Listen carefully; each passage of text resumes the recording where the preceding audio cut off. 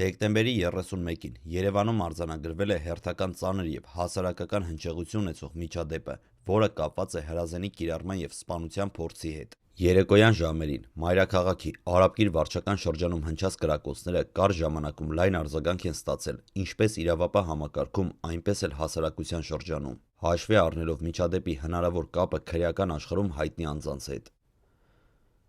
Ըստ պաշտոնական տվյալների, դեկտեմբերի 31-ին ժամը 19:00-ի սահմաններում Հայաստանի Հանրապետության ներքին գործերի նախարարության ոստիկանության համայնքային ոստիկանության գլխավոր վարչության Արաբկիրի բաժնում, ինչպես նաև ոստիկանության քրեական ոստիկանության գլխավոր վարչության Երևանի քրեական վարչությունում ստացվել են օպերատիվ տեղեկություններ այն մասին, որ Կոմիտասի պողոտայի 44 հասցեում գտնվող շենքերից մեկի բակում լսվել են կրակոցներ և կա հրազենային վնասված ստացած քաղաքացի։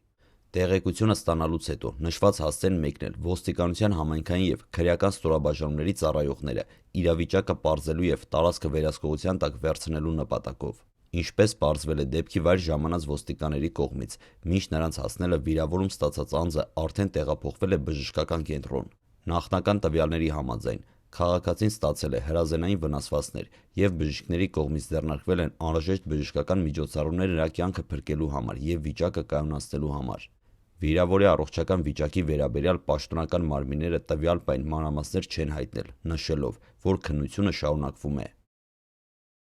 Դեպքի վայրում իրականացված զննության ընթացքում իրավապահները հայտնաբերել են ռուսական համարանիշներով Toyota Land Cruiser մակնիշի ավտոմեքենա։ Ավտոմեքենայի վարորդի կողմի դռան հատվածում նկատվել են բազմաթիվ կրակոցի հետքեր։ Բացի այդ, մեքենայի վրա արձանագրվել են նաև արյան նմանվող հետքեր, ինչը վկայում է, որ վիրավորումը հնարավոր է ստացել են հենց ավտոմեքենայի ներսում կամ դրա անմիջական հարևանությամբ։ Տարածքում հայտնաբերվել են նաև մի քանի կրակված պարկուշներ, նախնական տվյալներով դրանց թիվը հասնում է շուրջ տասնյակի, ինչը թույլ է տալիս եզրակացնել, որ կրակոցները եղել են բազմակի և ուղղված կոնկրետ թիրախի։ Դեպքի մասին տեղեկությունը ոստիկանության Արաբկիրի բաժնից փոխանցվել է Հայաստանի Հանրապետության քննչական կոմիտեի Երևան քաղաքի քննչական վարչության Արաբկիրի քննչական բաժին։ Դեպքի վայր են ժամանել քննչական խումբը, բաժնի պետի օրվա պատասխանատու հերթապահ քննչի գլխավորությամբ։ Քննչական խմբի կողմից իրականացվել են մի շարք անհետաձգելի գործողություններ, այդ թվում տարածքի մանրակրկիտ զննություն, ապացույցների ֆիքսում, կրակված պարկուշների հավաքագրում, ինչպես նաև առկա տեսախցիկների ուսումնասիրություն։ Դեպքի փաստով Արաբկիրի քննչական բաժնում նախաձեռնվել է քրեական վարույթ սպանության փորձի հատկանիշներով։ Քննչական մարմինը ներկայումս իրականացնում է լայնածավալ քննություն, պարզելու միջադեպի բոլոր հանգամանքները, կրակոցների հնարավոր պատճառները, ինչպես նաև այն անձանց շրջանակը, ովքեր կարող էին ներգրավված լինել տեղի ունեցածի մեջ։ Լրատվամիջոցների, այդ թվում դեպքի վայրից տեղեկություն փոխանցած լրագրողների հրապարակումների համաձայն վիրավորը քրեական շրջանակներում հայտնի Չաղ Ռուստամ անունով անձի հայրն է։ Նշենք, որ այս տեղեկությունը պաշտոնապես դեռևս չի հաստատվել իրավապահ մարմինների կողմից, սակայն այն լայնորեն շրջանառվում է լրատվական դաշտում։ Չաղ Ռուստամ անունով հայտնի Ռուստամ Ստեփանյանը երկար տարիներ հիշատակվել է Հայաստանի քրեական քրոնիկայում։ Նրա անունը տարբեր ժամանակահատվածներում կապվել է մի շարք քրեական պատմությունների, ազդեցության գոտիների և հաշվեհարդարների հետ։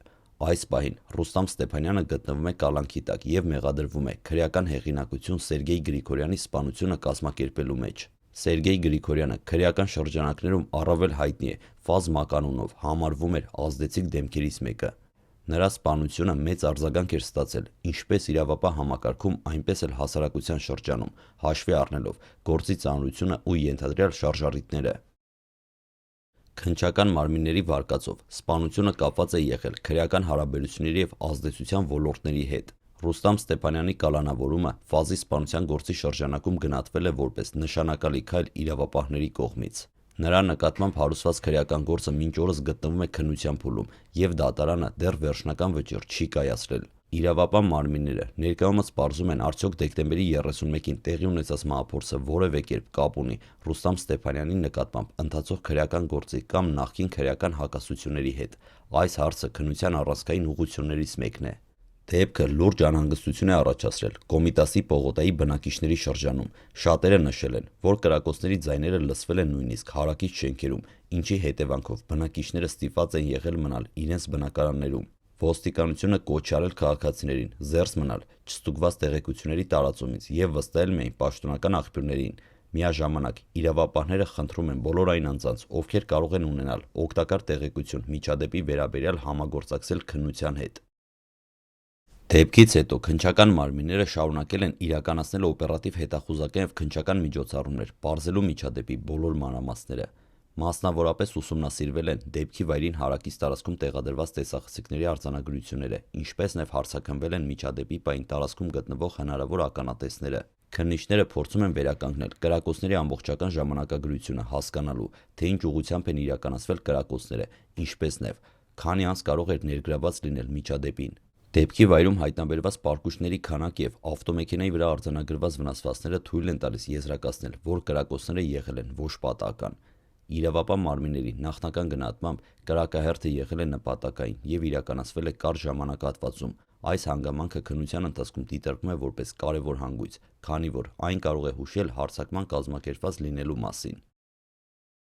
Վիրավորի առողջական վիճակի մասին պաշտոնական մարմինները հայտնում են սահմանափակ տեղեկություն նշելով, որ նա գտնվում է բժիշկների հսկողության տակ։ Բժշկական կենտրոնում իրականացվում են անհրաժեշտ հետազոտություններ և բուժական միջամտություններ նրա առողջական վիճակը կայունացնելու նպատակով։ Քննության շահերից ելնելով վիրավորի առողջական վիճակի մանրամասները առայժմ չեն հրապարակվում։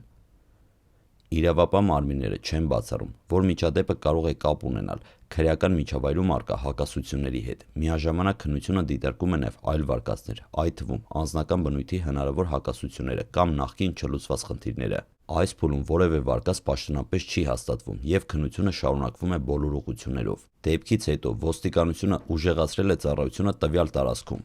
Արաբկիր վարչական շրջանում իրականացվում են լրացուցիչ շրջայցեր հանրային կարգը պահպանելու և բնակիչների անվտանգությունը ապահովելու նպատակով։ Ոստիկանության ներկայացուցիչները վստահեցնում են, որ իրավիճակը գտնվում է վերահսկողության տակ։ Վերջին տարիներին Երևանում արձանագրվել են մի շարք դեպքեր, երբ հրազենի կիրառման միջադեպերը կապվել են քրեական աշխարհում հայտնի անունների հետ։ Նման դեպքերում իրավապահ մարմինները բազմիցս ընդգծել են, որ յուրաքանչյուր միջադեպ քննվում է առանձին, որևէ եզրակացություն արվում է միայն փաստերի ամբողջական ուսումնասիրության արդյունքում։ Այս դեպքն էլ բացառություն չի։ Այսպիսով, դեկտեմբերի 31-ին Երևանում տեղի ունեցած հրազենային միջադեպը շարունակում է մնալ իրավապահ մարմինների ուշադրության կենտրոնում։ Քրեական վարույթը նախաձեռնված է, քննչական գործողությունները շարունակվում են, իսկ միջադեպի բոլոր հանգամանքները պարզվելու են քննության ընթացքում։